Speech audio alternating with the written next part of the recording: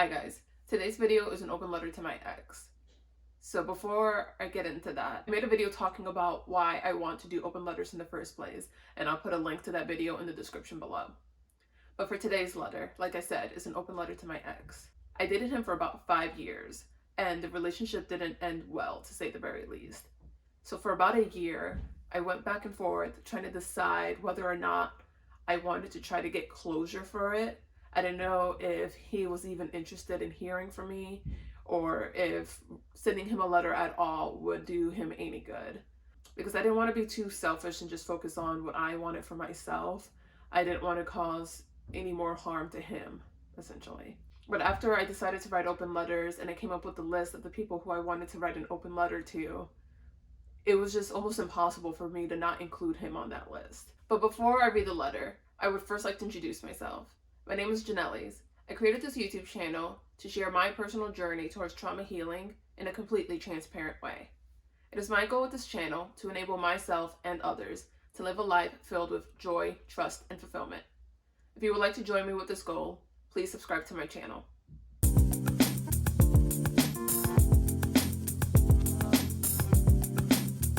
Okay, the letter.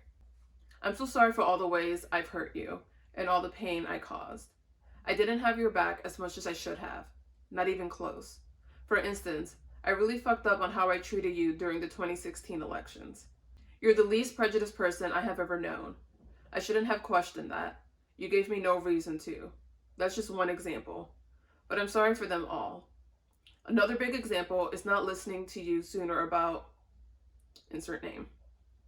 I take full accountability for the decisions I made, and I'm so sorry I allowed her to lead me astray.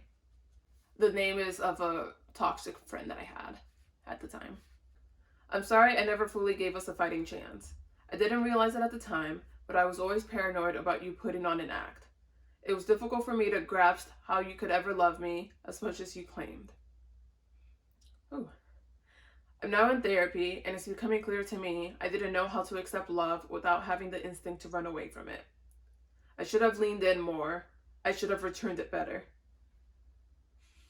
Whew, okay. I'm sorry for being so hard on you. I didn't express my gratitude for you. I'm sorry for being so hard on you. I didn't express my gratitude for all you did for me as often and intensely as I should have. You tried your best to push me to be less judgmental and more open to having tough discussions in a mature way. I'm sorry for shutting down and hiding inside myself rather than letting you in. I'm sorry for being too shut down to give you the love and support you both needed and deserved. I made so many mistakes in our relationship. I'm so embarrassed by how blind I was to them at the time. My judgment was clouded by my pride, fear, and anger that stemmed from unresolved trauma. Unfortunately, you paid the price. I look back at our time together fondly and with a lot of love. I wish I cherished our time together more. I still have pictures and videos of our time together. So if you're ever looking for old pictures, let me know. I have pictures. We had a dog and cat together, so I didn't want to say their names, but that's what I meant if you wanted old pictures or not. I have so much care and love for you in my heart that will never die. I will always be rooting for your success, even if it's from afar. I hope you're doing well. I hope you're surrounded by people who truly appreciate you for who you are. I hope you're living a life filled with joy, love, and fulfillment as you deserve. That's actually what helped me come up with that for the channel. You're one of the most giving, loving, and funniest person I've ever known. I hope no one takes you for granted again. It was really hard for me to write that letter, especially soon after the breakup, because soon after the breakup, I still had a lot of mixed emotions about whether I was making the right decision or not, or what my role in the breakup was, or the role of the relationship not working. It would shift from me putting a great deal of blame on him and then putting too much blame on myself. But with this letter, I really wanted to focus more on my contribution to the relationship not turning out great, basically. I'd rather just take ownership for my part. It's been so long that even though I know he contributed in his own ways, fixating on that, it just doesn't, at least it doesn't help me. So as I wrote this letter, I was more focused on taking ownership for my part. And then I considered for a while whether or not I wanted to send it to him. I went ahead and sent it to him anyways. I figured if he wasn't interested in reading it, he could just ignore it. So I texted him pictures of it.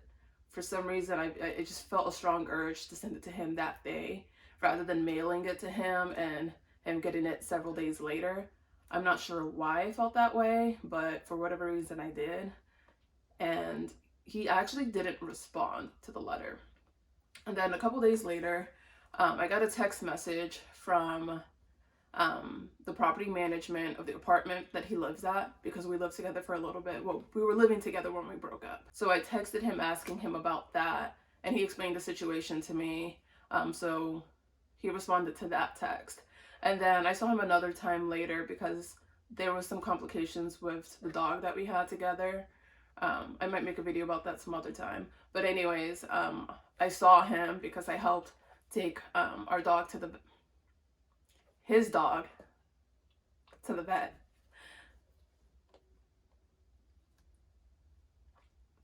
And it was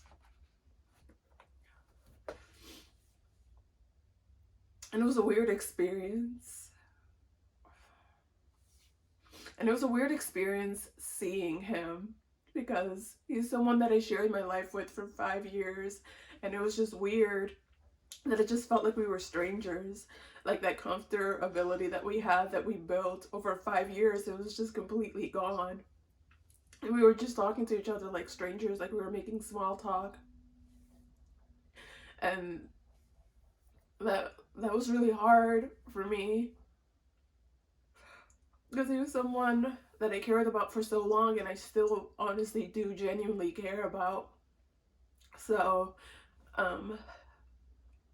to lose the intimacy of our friendship was just very hard. And it also didn't help that This Is Gospel by Panic at the Disco came on while we were in the car together, which after that song came on, it broke the silence a little bit, and we just talked about how the dog and cat that we had together was doing.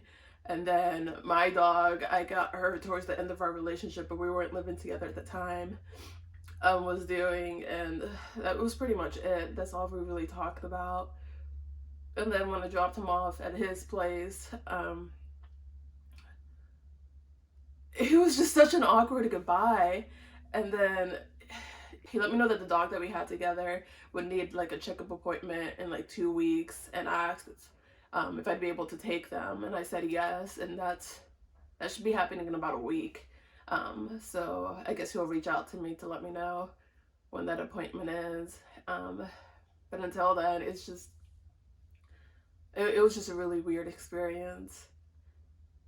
So that was kind of the response that I got to the letter. I didn't get a response, but I did see him afterwards, and we didn't talk about the letter at all. I don't know if he actually ever read it, but I do know that he received it at the very least. So that was my experience writing a letter to my ex. Please let me know in the comments if you've ever written a letter to your ex to help you with the closure of accepting that the relationship was over. And if so, please let me know if you got a response and what the response was like.